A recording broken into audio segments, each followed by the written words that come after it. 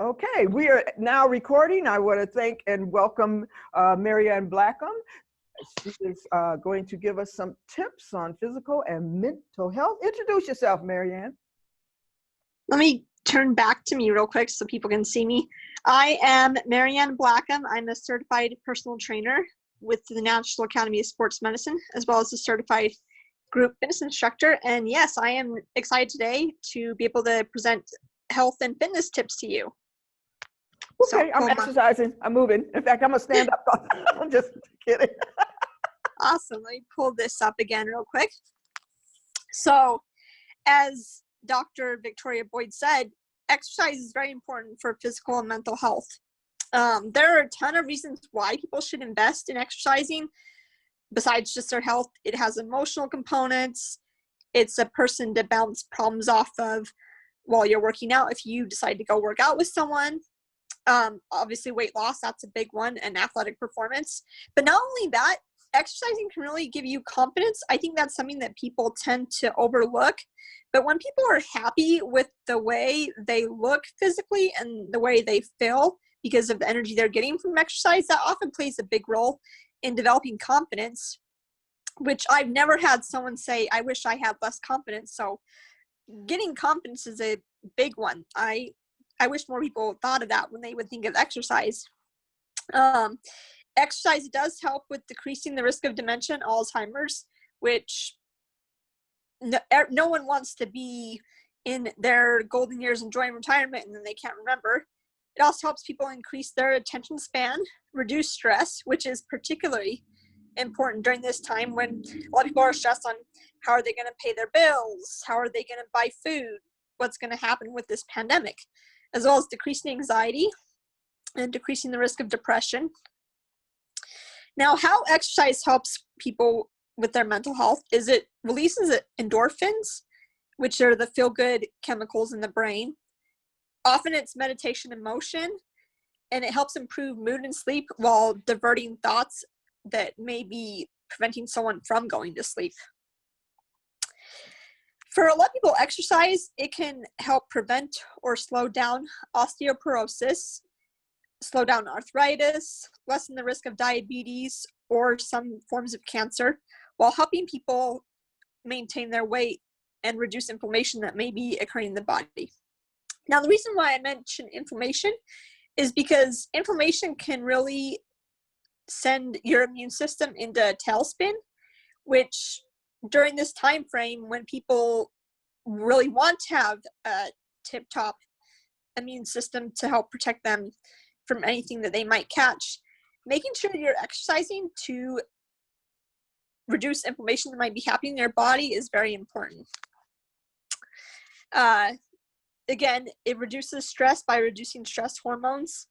It slows the heart rate from being a high heart rate from being hyper rate, and also decreases blood pressure while increasing the HDL cholesterol, which is the good cholesterol, and preventing some certain circumstances like heart attacks, and again, certain types of cancers, while increasing survival odds if people do happen to be diagnosed with a certain type of cancer. In this time period, people are really struggling with having a sense of control. Everything is up in the air. No one knows what's going to happen and how it's going to shake out. So working to integrate exercise into your life so that you feel like you have a sense of control is very important.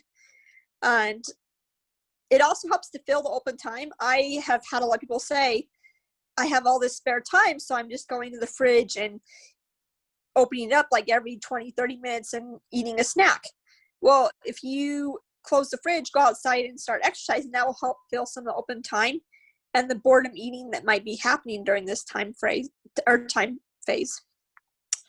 And all the while helping to boost your immune system response should you happen to come up with any health issues or contract COVID. Now, I really want to touch on how exercise can help specifically with COVID. That often has the highest risk because it really impacts the lungs. But when people are exercising, they're strengthening their lungs through work. They're really increasing their respiratory system capacity and strength, helping them so that if they do happen to be around someone who's infected and be exposed and contracted, that they have a greater chance of coming out on the other side with minimal issues than they would if they were not exercising. And also exercise helps the body become more efficient at using oxygen, which is also important in respiratory disorders such as COVID that can really knock the respiratory system down. There are several different exercise modalities people can take part in. There's aqua, Pilates, yoga is a great one, resistance training, cardio, and HIIT. Now, HIIT stands for high intensity interval training. And often people hear high intensity, they think high impact. Now, high impact is different than high intensity. Exercise can be high impact and high intensity, or it can be low impact, high intensity, or it can be high impact, low intensity. So high impact and high intensity are not necessarily synonymous. They are very different. Often people who are baby boomer age, retiree age, they love aqua modality because it can include resistance training, cardio, and HIIT.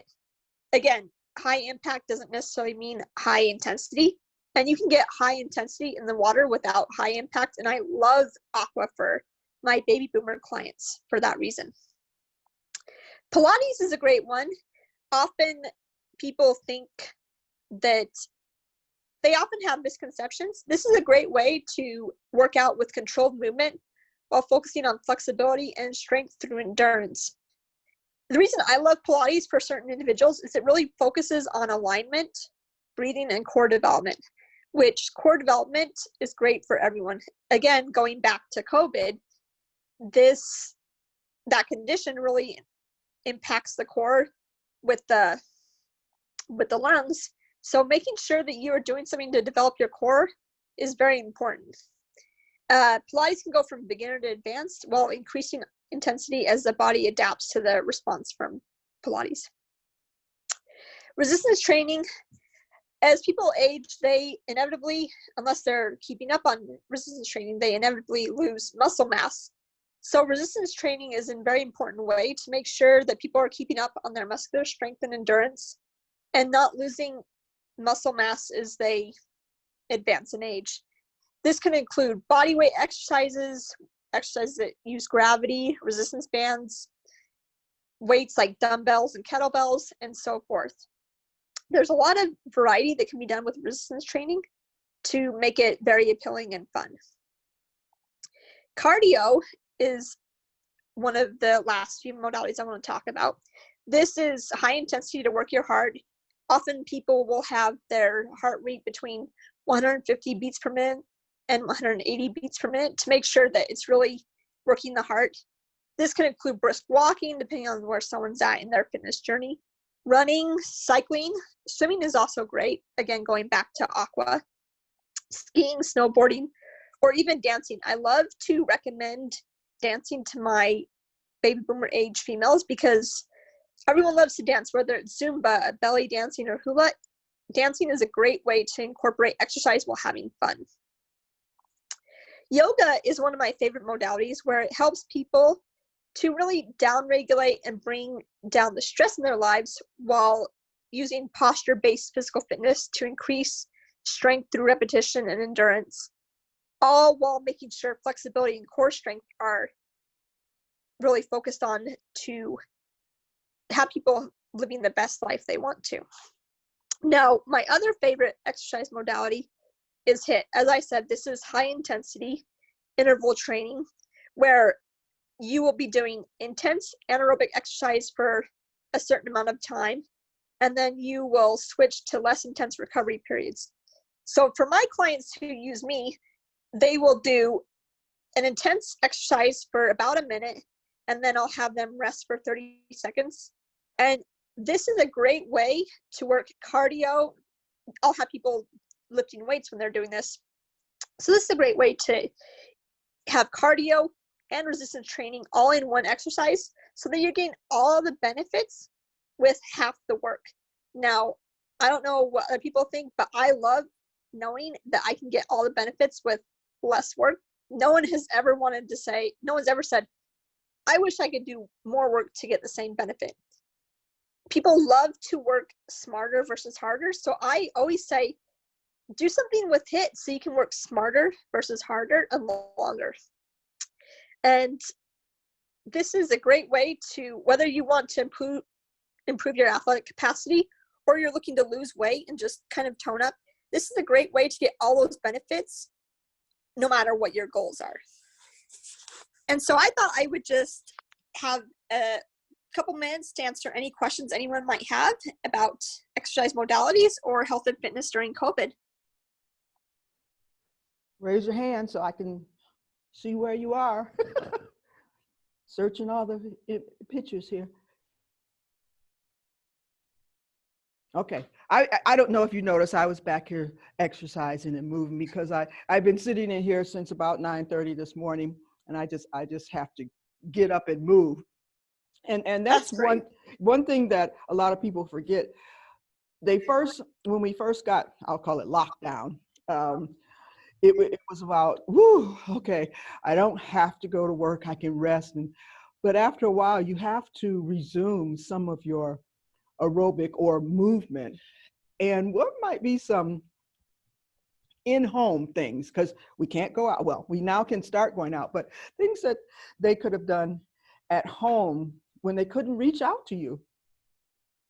So during the lockdown, I did offer Zoom personal training sessions, so I was still available. I'm one of those people that I lean into technology as opposed to resisting it. But for those people who can't, go ahead.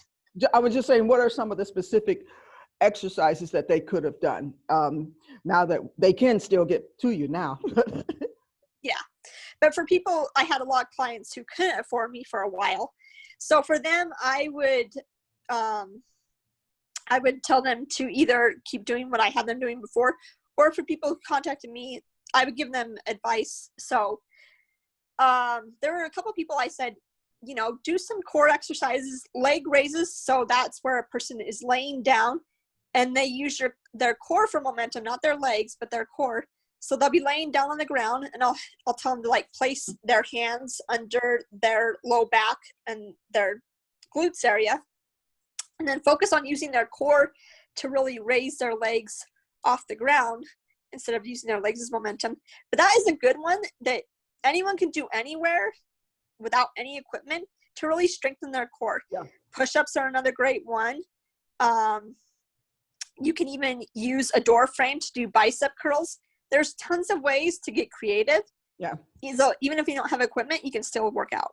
And so it's those people who might not understand what core is. And I know I was up here doing some stuff. My background is dance. Your core, in case you're thinking of it, it's the center of your body. Just think of where your belly button is and have it expand around in a circle. And so your core, if you're focusing on your core, the other parts of your body, I'll just say, sort of fall into place. Not necessarily, but your core is the center. And many people have a hard time finding mentally where their core is. So everybody needs to think about their belly button and tightening it from the back as if there's a string attached to your spinal cord and pulling it back and tighten it up. That's just the imagery that pops in my head. Anybody else have questions for Marianne? She gave a lot of information. I hope you are jotting down some things. Make sure you put your contact information. I have a question. In.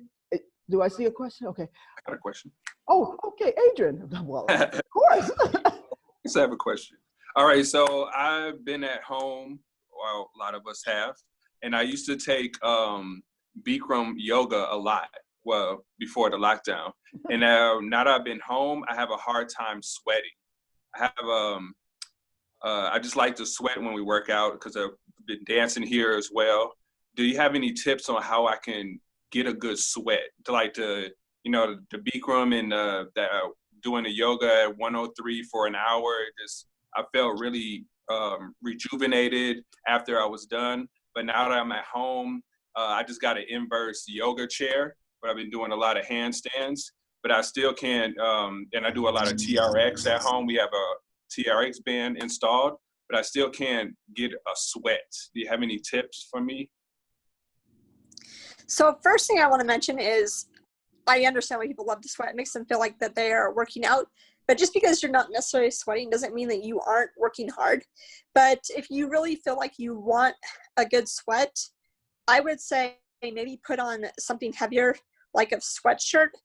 But just if you do something like that while you're working out, make sure that you're monitoring yourself for how you feel.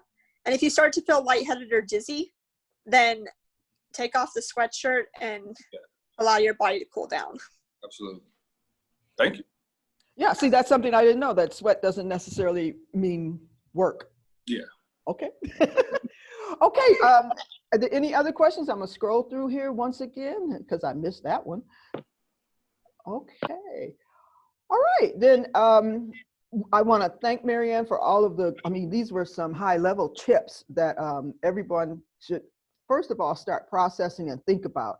But you need to, as you say, do some type of movement, exercise, whatever you want to call it. You got to get your body moving to stay in peak physical condition. Thanks again, Marianne. Make sure you put all of your contact information in the chat box, and I am shutting off this recording and getting ready for our next speaker. Thank you so much. Thank you.